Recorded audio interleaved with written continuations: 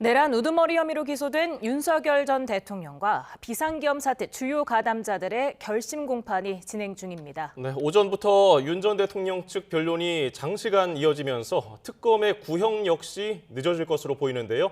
현장을 연결해서 재판 상황을 자세히 들어봅니다. 이경국, 우종훈 기자 나와주십시오. 네, 서울중앙지방법원에 나와 있습니다. 윤석열 전 대통령 내란 혐의 사건 재판 결심 공판 관련 내용 계속 전해드리겠습니다. 일단 오늘 오전 9시 반에 시작한 재판 아직도 계속되고 있는데요. 재판 시작 시점을 기준으로 8시간이 훌쩍 넘었지만 아직 윤 전 대통령 측의 변론이 이어지고 있습니다. 앞서 재판부가 윤 전 대통령 측에 오후 5시까지는 변론을 마쳐달라고 요청을 했었는데 윤 전 대통령 측 전체 8시간 변론을 준비했다고 밝혔고 오후 4시쯤을 기준으로 해서 3분의 1 정도를 진행했다고 설명을 하기도 했습니다. 다만 예상보다 오래 걸려서 변론 내용을 일부 조정하겠다고 윤 전 대통령 측은 설명을 했고 실제 윤 전 대통령이 직접 변호인들의 변론 내용을 조율하는 듯한 모습이 포착이 되기도 했습니다. 하지만 이후에도 변론 계속됐고요. 이에 지규현 부장판사 속도를 내달라고 거듭 재촉을 했습니다. 7시 반 안에는 변론을 마쳐달라고 요청을 했습니다. 이에 윤석열 전 대통령 부득이 변론에 시간이 들어갔다면서 양해해달라고 직접 발언하기도 했습니다. 윤 전 대통령 측의 변론이 끝난 뒤에야 특검의 최종 의견 진술 그리고 구형이 진행될 예정입니다. 변론이 상당 부분 지연이 되면서 늦어질 가능성이 커졌습니다. 특검은 피고인별로 최종 의견 진술과 구형을 각각 진행한다는 계획입니다. 윤 전 대통령은 피고인 8명 가운데 1번 피고인이기 때문에 가장 먼저 구형이 이루어질 것으로 전망됩니다.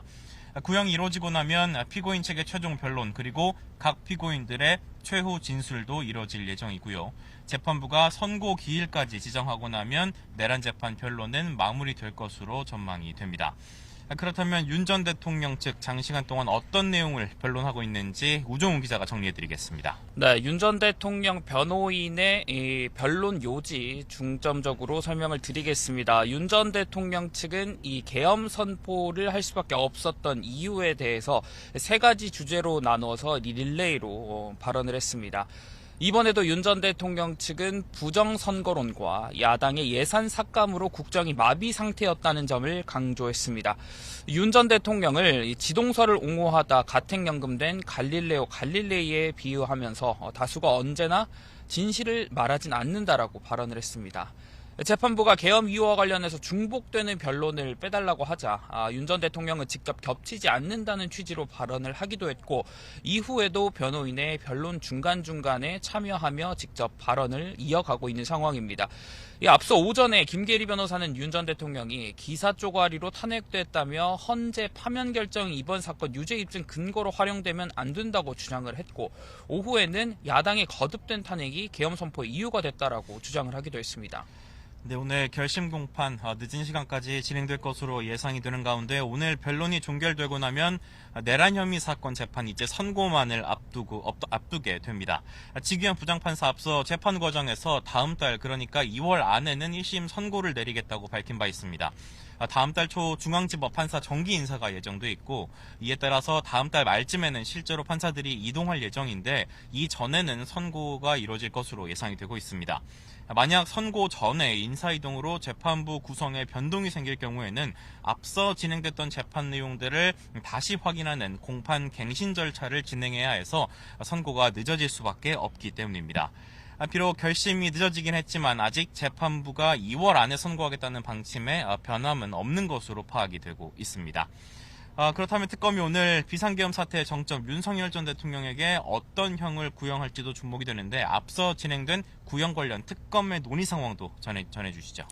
네, 일단은 저희가 여러 차례 전해드린 대로 윤 전 대통령이 받고 있는 내란 우두머리 혐의의 경우에는 법정형이 사형과 무기징역 그리고 무기금고뿐입니다.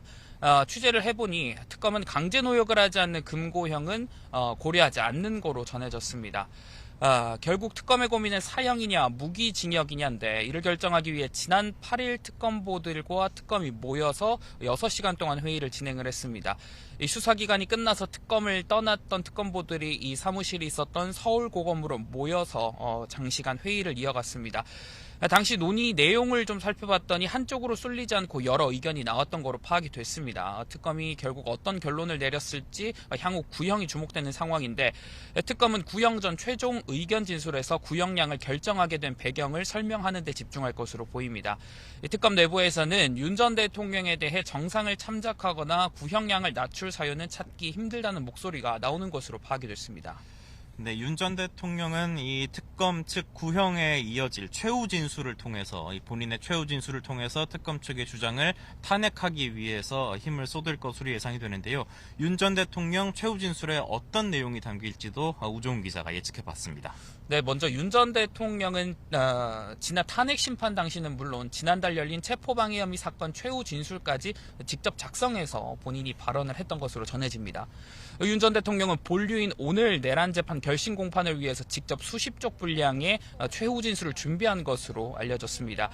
기본적으로는 윤 전 대통령이 비상계엄이 곧 국헌문란 목정의 폭동, 즉 내란이라는 등식을 깨기 위해 주력할 것으로 보입니다. 이를 위해서 윤 전 대통령은 비상계엄 선포가 당시 민주당의 입법 폭거등 국가 위기 상황에서 내린 대통령의 헌법적 결단이었음을 강조할 전망입니다. 폭동이라는 주장을 탄핵하기 위해서 질서 유지를 위한 소수 병력만 국회 등에 투입됐다고 주장할 것으로도 보이고요. 과거 계엄과 다른 경고성 메시지 계엄이었다는 주장도 반복될 가능성이 큰 상황입니다. 네, 재판 이어지고 있습니다. 윤 전 대통령 측의 변론이 장시간 이어지는 가운데 특검의 구형이 언제쯤 이루어질지, 그리고 또 특검이 윤 전 대통령에게 어떤 형을 구형할지 법원에서 재판 관련 소식 계속 전해드리도록 하겠습니다. 상암동 스튜디오 나와주십시오.